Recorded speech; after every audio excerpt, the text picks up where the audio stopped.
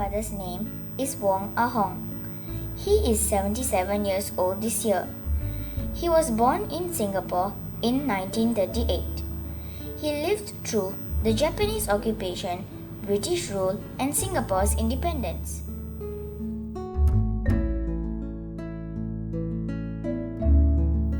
There were 8 children in his family and he was number 6. His older sister was given away because his father could not afford to take care of so many children. It was very common to give away daughters at that time because many poor families could not afford to feed so many children. His younger brother died at the age of 2 due to plague, as did his eldest brother a few years earlier because healthcare was not easily available. There was only the general hospital and they were too poor to take the taxi or pay for the medical fees to send the sick to the hospital. They treated themselves using Chinese herbs.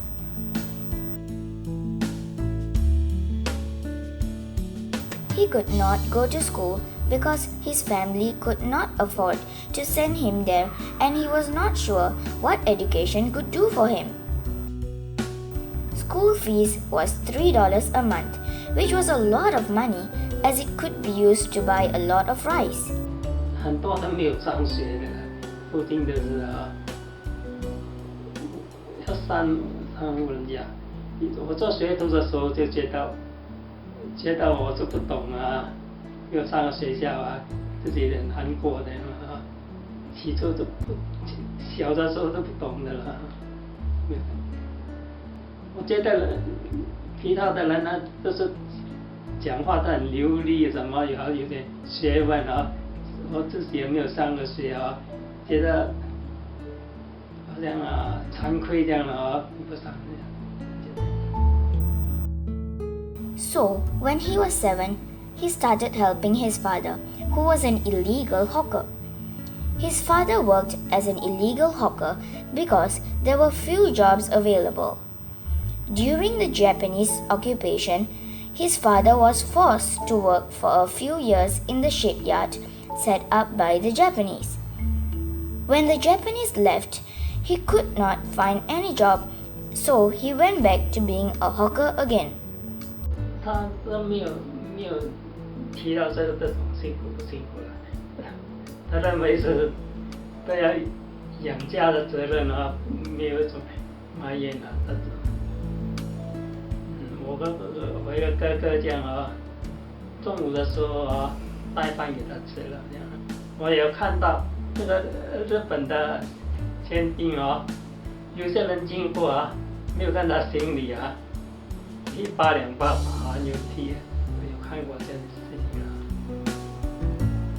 不过我也有看到那时候我们经过说啊，那个日军那个军官汽车经过啊，我们不能动了，要站起来搞的这样的行为，这个是他们的命令啊！你如果反抗，你一定是受不了的啊！ He earned enough to just feed the family every day with rice and some vegetables. When his father was selling the fish and vegetables illegally, he helped keep a lookout for the police. Sometimes they had to run away from the police. He used to cry and plead with his father to find another job because when the police arrested them, they would confiscate the fish and there will be no earnings for that day. Later, he learned that his father had very little choice because it was very hard to find other work. 起初就不觉得什么了，好像我爸爸没被拘捕的时候不觉得什么了，给他抓了一次啊，我们觉得啊。 我也会哭了。我小孩子想把这世界，是很天真的，叫爸爸不要做生意了，不做小贩啊，因为不做就安全，不做就根本就没有生活了啊。我的小孩子想法是这样。He started working as an apprentice at 11 years old because his father could no longer afford to feed him as they had many mouths to feed and the family was growing. His father wanted him to go out and learn a skill for his own future so that he could find a job. He lived with his master and learned to be a craftsman.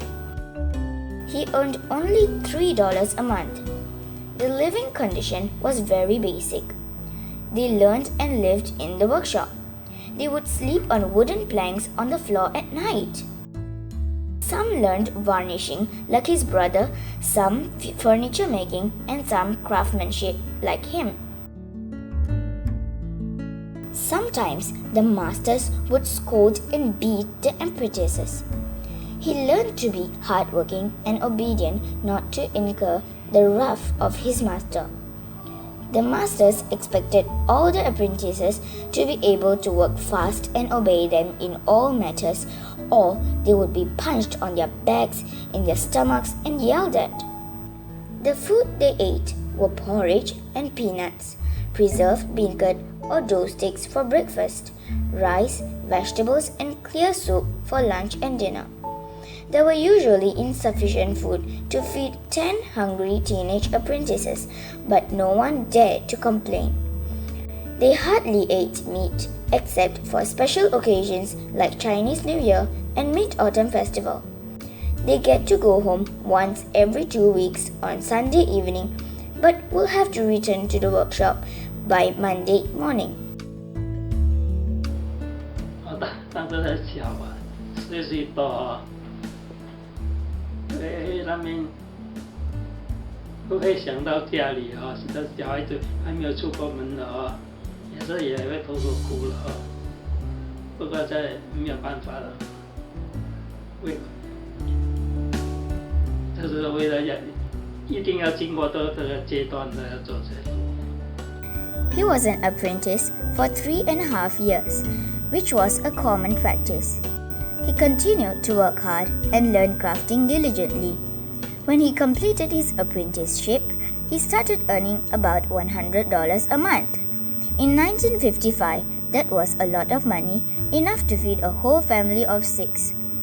There was enough rice, vegetables, and fish for everyone in the family every day, and pocket money for himself to travel to work. He hardly bought new clothes and shoes unless necessary.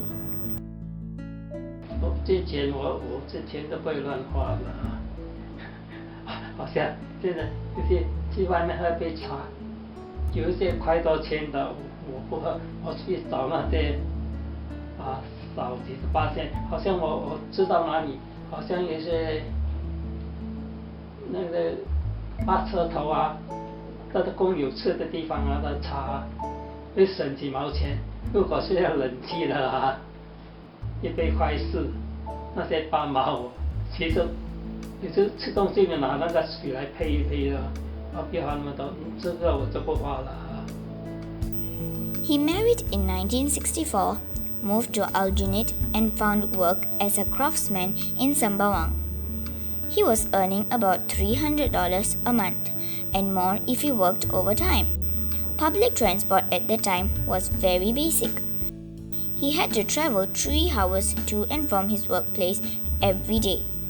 He had to take a bus to Geylang Lorong 23, then change a bus to Beach Road before getting another bus to Sembawang.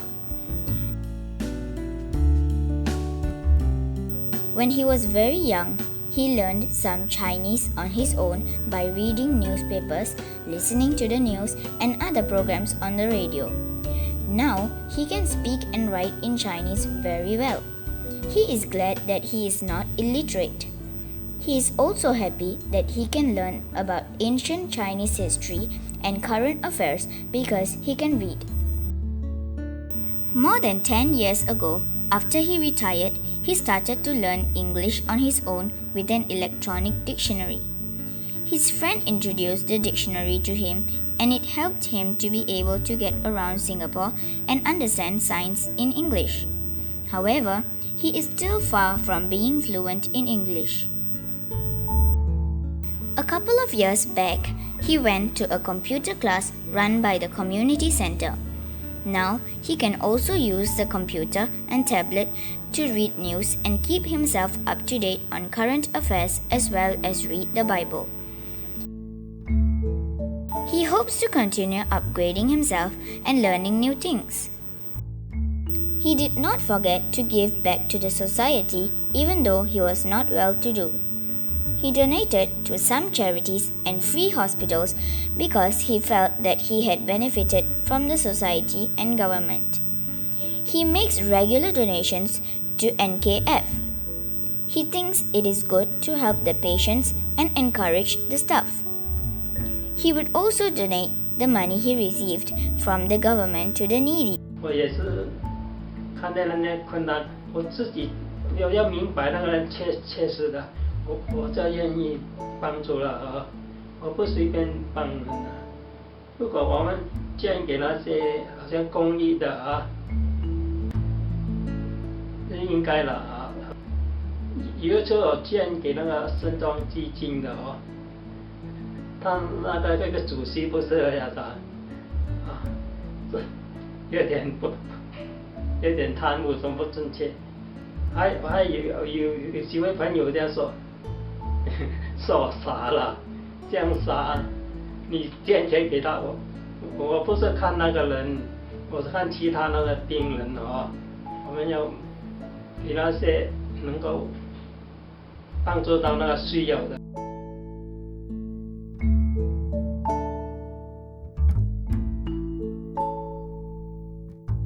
我们的国家啊，其实很幸福了，种族又和谐啊。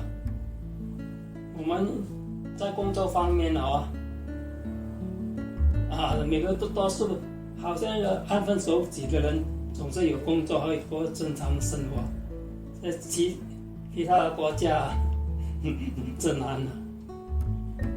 说到我们的租屋，他们说挖线很高的都有自己的屋啊。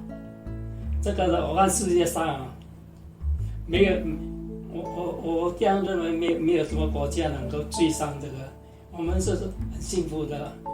不过我有时听到一些还有点埋怨啊，不过是说现在的钱是我赚来的，如果没有前面的人，好像建造工厂给你们有工作没有教育你们有这样的学习技术来赚钱我是觉得好像有的要回馈给这个国家其实我们的前辈的他真是他们牺牲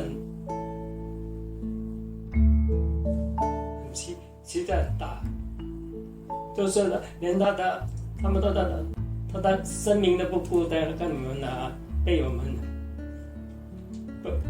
不过要回馈。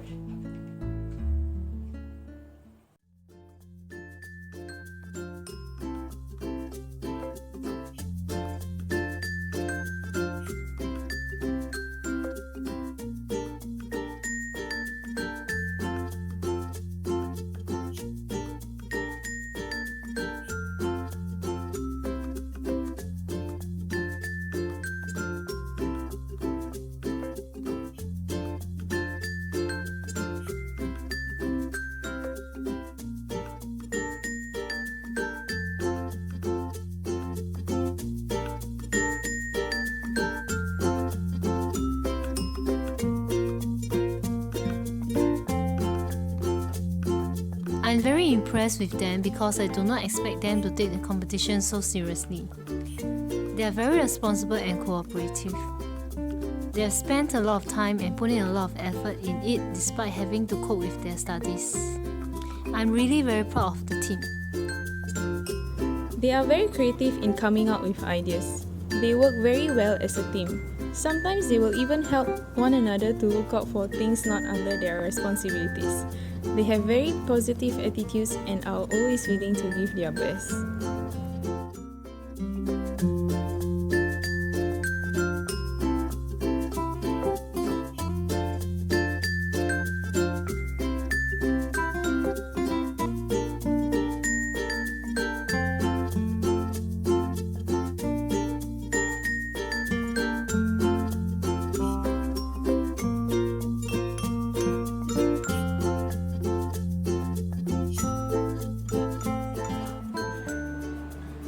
Happy birthday, Singapore.